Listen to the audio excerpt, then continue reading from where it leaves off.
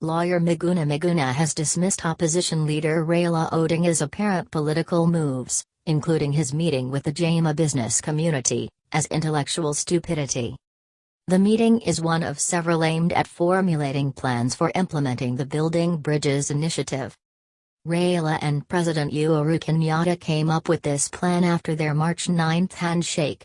Their general goal is to unite a divided Kenya and steer development across the country.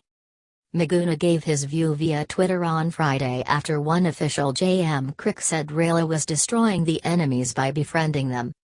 He is German-schooled. Those are the ideologies of Otto Von-Bismak, Crick said. He wrote his tweet after one sub-chief told Raila that he had betrayed his loyal followers whom suspected Mungiki beat and slaughtered, in Muthurwa and OTC in broad daylight during demonstrations. In another tweet, Miguna called Raila a Building Bridges Encyclopedia Salesman who had breakfast in Nairobi when his fake brother purported to proscribe the NRMKe, a movement for the liberation of all Kenyans.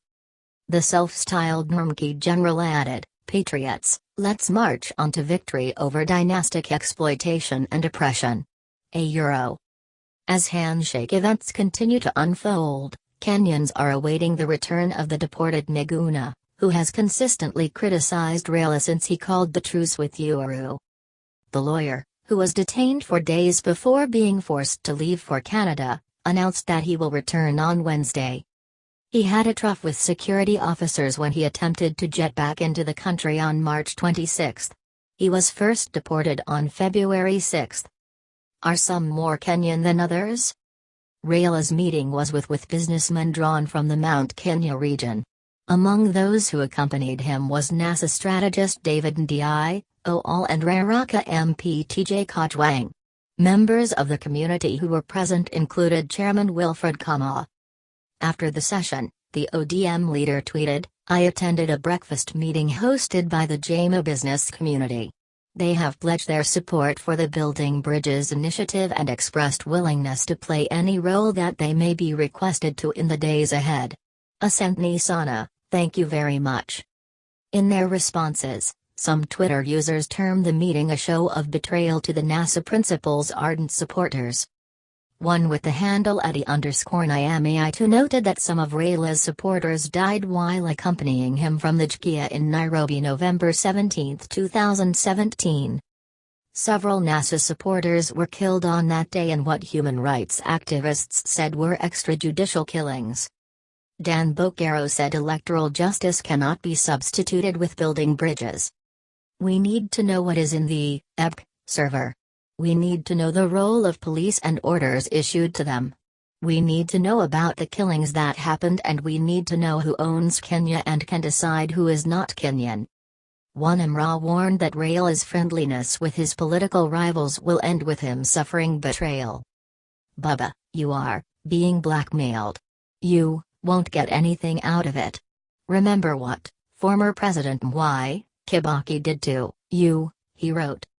Kenya suffered weeks of violence in the 2007 election that saw Raila vie against Kibaki. At least 1,300 people were killed and more than 600,000 internally displaced. Danvas Nyabasa urged Raila to extend the courtesy by meeting victims of flooding in Nyando constituency, Kisumu County. To this, Uia Dominic replied, "People are always funny. Building bridges simply means bringing together those who have not been in good terms, according to the handshake." Heoya Nyando Wacha Eugene Wamalwana James Mikaria, Leave Nyando Matters to Devolution Cabinet Secretary Eugene Wamalwa and Transports James Mikaria. At Just BT replied, "And who are those people?" The social media user added, "From what I see, the only people who were beefing were Uhuru, Deputy President William Ruto, Raila. Regular Kenyans were together." President Uhuru Kenyatta and NASA opposition leader Raila Odinga meet at Harambee House in Nairobi, March 9, 2018. Jack Hoer. Major plans underway. Uhuru and Raila's friendship has been praised and criticized in equal measure, with both leaders defending it on the premise of Kenya's growth and sustained contributions to the region's development. The two have already formed a 14-member committee of advisors mandated with designing a program that will allow them to closely listen to the wisdom and concerns of Kenyans.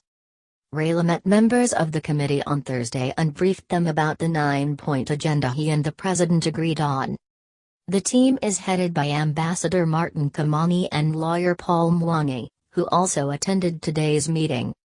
The advisory team will proceed for a retreat in the coming days and will design a program that allows them to listen closely to the wisdom and concerns of their fellow citizens, Kimani and Mwangi said in a statement after yesterday's meeting.